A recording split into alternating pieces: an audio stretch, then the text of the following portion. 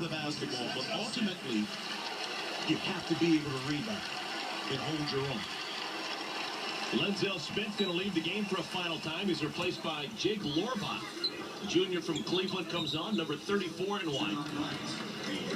And Bryant forced to call a timeout. They can't inbound the ball.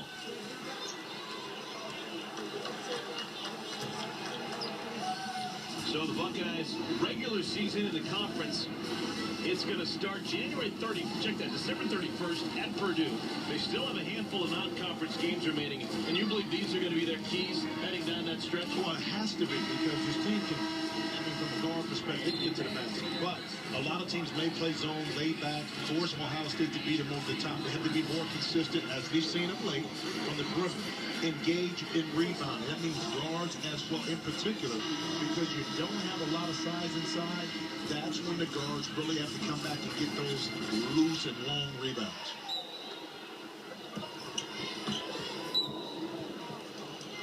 Loving Della Valle, Scott, Lorbach, and McDonald, the 5 on the floor for Ohio State, as Thad Matta has gone to the bench with 4 reserves.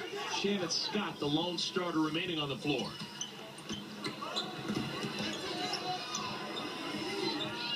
Here's the local kid, Ellis Williams, over to Oakley. And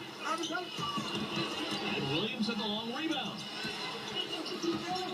And another block for Ohio State. It's been a block party tonight. Unofficially, I have that as 10 block shots for the Buckeyes. So you get 10 block shots, you get 12 steals. That's a defensive nightmare if you're trying to play against this Buckeye team.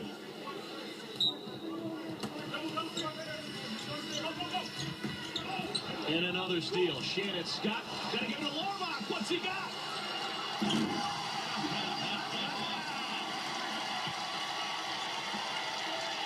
Not quite Sam Thompson, but it counts as 2. Barely getting the fingertips over the rim. Now, let me ask you, if that was you, did your vertical rival that? That's what I'm asking. Did your vertical rival that? Let's just take a look at it. Take another look here. Okay, right here. Right now, he's getting nervous. Getting his feet together. What am I going to do? You know what? He made it off his 2. It's impressive. The 2-footed vertical. If he would have missed that, the bench would have clowned him for a while on that. You don't show up to practice tomorrow. But here's the thing, though. So you may do it a lot in practice, but in the game it's different. So the whole time he's thinking, okay, what am I going off 1 foot? Am I trying to go off? So he went back what he knew well, which was I can go off for 2 and be safe. He comes from a terrific program, west side of Cleveland. He went to St. Ed's. A lot of players who come through St. Ed. Remember Steve Logan down in Cincinnati? But you're from Cleveland, is that? Sam Clancy? Hold on, but you're from Cleveland. I'm on the other side. But I'm just saying, but it's a lot of Cleveland stuff here going on. Terrific program. Cleveland has brought some good players out of Ohio State. You've heard of Clark Kellogg before, haven't you? I think so. His name sounds familiar. Trey Lee? Yeah. Damon Stringer? Well. Shots missed by Scott. Anyway, like I was saying, there's a lot of Cleveland love going on right here.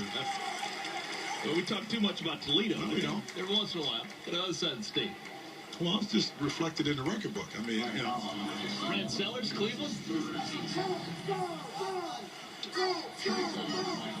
Okay, we both have legitimate talking points when it comes to our hometown.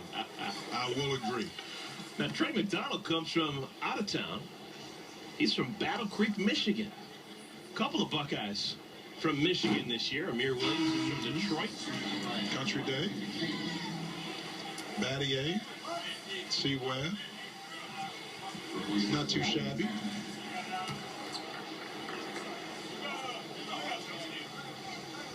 Trey McDonald is from the same hometown as Kenyon Murray. McDonald's All-American who played in Iowa. He's the last McDonald's All-American to sign at Iowa out of high school. Iowa used to get a whole bunch of McDonald's All-Americans back in. Yeah. A lot of guys from the Flint area or from Michigan, from Detroit area. Marvel. B.J. Armstrong, Brother Rice. Now Lorbach posting up, wants the ball. Oh, he wants it. Look at him. Lorbach going one-on-one. Minute and a half remaining. something. It only takes a dunk to get out of transition to get the oil and the fuel burning right now. And Lorbach wanted that. He set him up with a little step back, okay? Set him up. Just watch him bait him into right here. Okay, you want to step back? Okay, I'll step back and shoot my patented jump shot right here. Okay. That did look pretty good. You know, he knew exactly what he wanted to do on it. If I can't get to the middle, and look at his teammates. They see it every day in practice.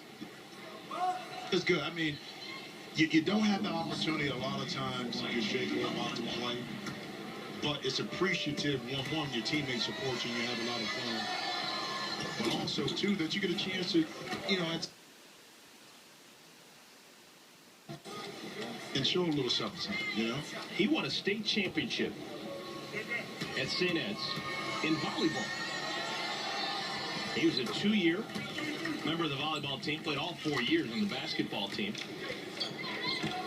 But coming into this one, had a grand total of 2 points scored in his first 2 years here at Ohio State. He's now got 4 in this one. And now he's got the rock again. Oh, they clear out for him. Go back to him.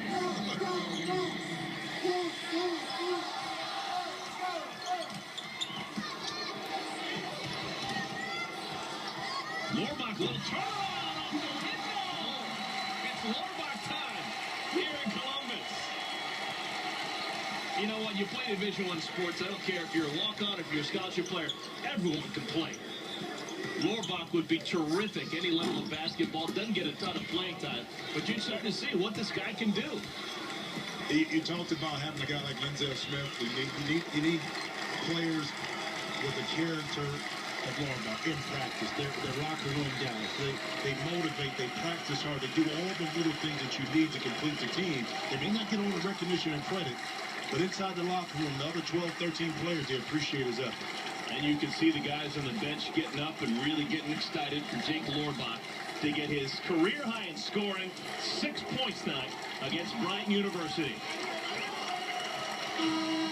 So that's going to do it. Ohio State, they move to 9-0 on the year. They pick up an impressive win. 86-48 is the final score. The Buckeyes, they're going to lie in wait. They've got North Dakota State next on the schedule. That game will be played on Saturday right here at Value City Arena. Sure hope you enjoyed it. Ohio State a winner by a score of 86-48.